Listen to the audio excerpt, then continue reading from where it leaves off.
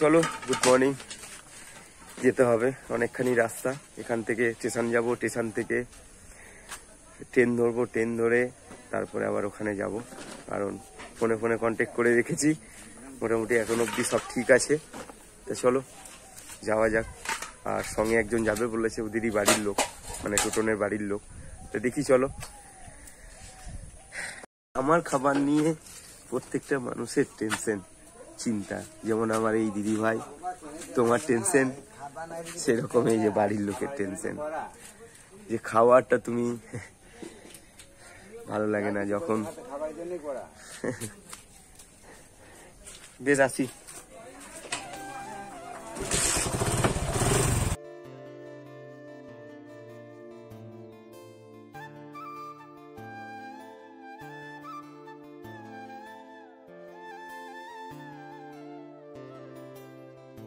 তো গাড়িটা এখানে রেখে দিলাম, এই যে এরপর স্টেশনের ভিতরে যাব।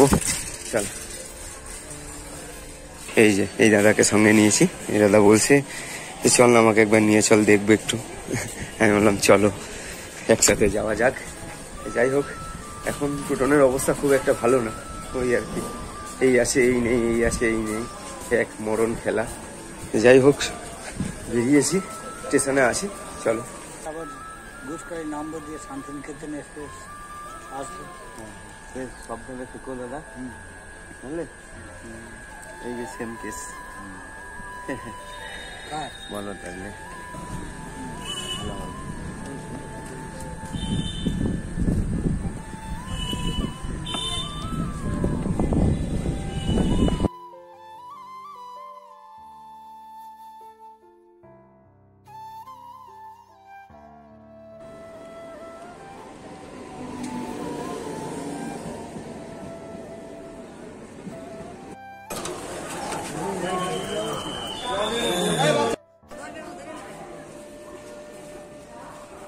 এখান থেকে যাবো আলিশা বাস স্ট্যান্ড, এই যে ডান দিকে অটো স্ট্যান্ড, অটো স্ট্যান্ডে অটো ধরবো। বর্ধমান স্টেশন, চলো। এই দেখো আলিশা মোড়, 100 টাকা ভাড়া।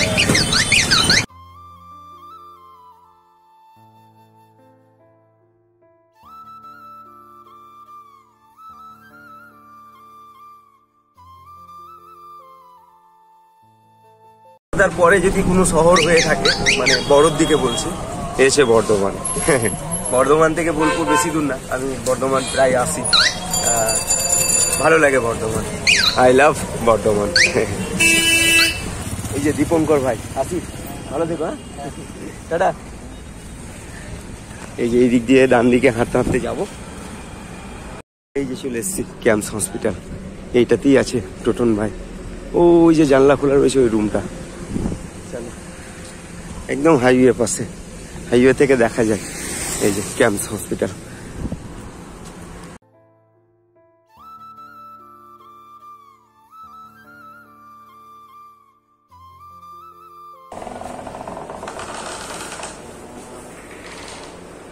যন্ত্রণা করছে,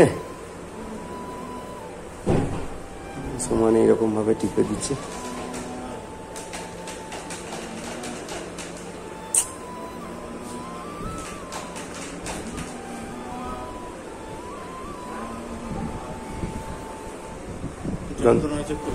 খুব যন্ত্রণা হচ্ছে।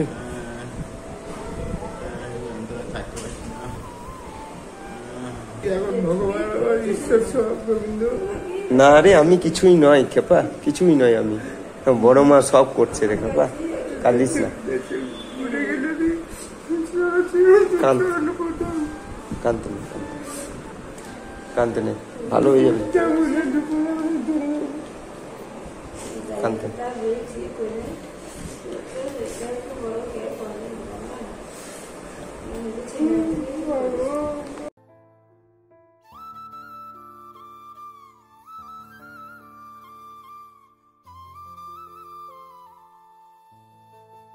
একটা সিরাপ ডাক্তার দেখলো, বলছে যে এমনি সবই ঠিক আছে, কিন্তু রিপোর্ট না হলে কিছু বলতে পারবো না। উনি আবার 1000 টাকা নিল, মানে 1000 টাকা ওনার ফি। কত বড় হসপিটাল, ওই দেখো এখানে শুধু পয়সার খেল, বুঝতে পারছি কাল থেকে এসে যে কি হারে পয়সা খরচা করতে হয় মানুষকে এখানে এই হসপিটালে। ডাক্তারবাবু এলো, দেখি। হ্যাঁ, ওই যে ডাক্তারবাবু সৌরভ মন্ডল, ইনি দেখছে টোটনকে।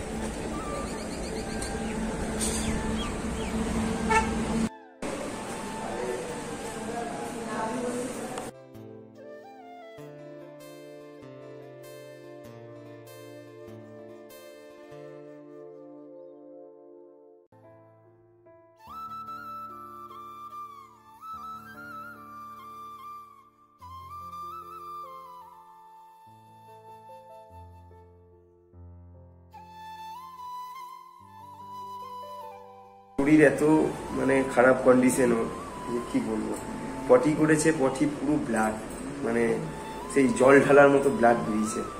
জিভের তলা, জিভের উপর পুরো ঘা, মানে ওইদিকে মানে চোখে দেখা যাবে না, এরকম কষ্ট পাচ্ছে। চলো, কালার ড্রপটা এখনো আসেনি, আর কিছুক্ষণের মধ্যে অন্ধকারও লেগে যাবে, আমাকে বাড়িও যেতে হবে। ভালো হয়ে যাবে রে, ভালো হয়ে যাবে।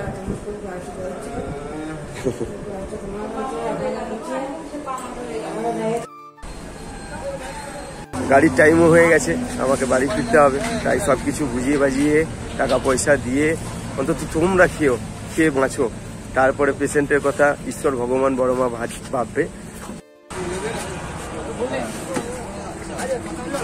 হ্যাঁ হ্যাঁ হ্যাঁ, চিন্তা করো না, জানলে ভালো হয়ে যাবে। এই যে টোটনে বাবা, আসি।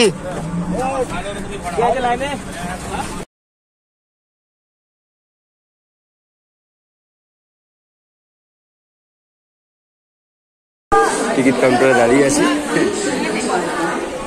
তাড়াতাড়ি করো তাড়াতাড়ি করো।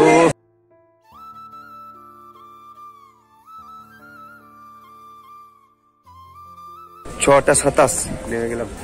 চলো বাড়ি গিয়ে সমস্ত কথা বলবো টোটনের ব্যাপারে, আজকে কি হলো।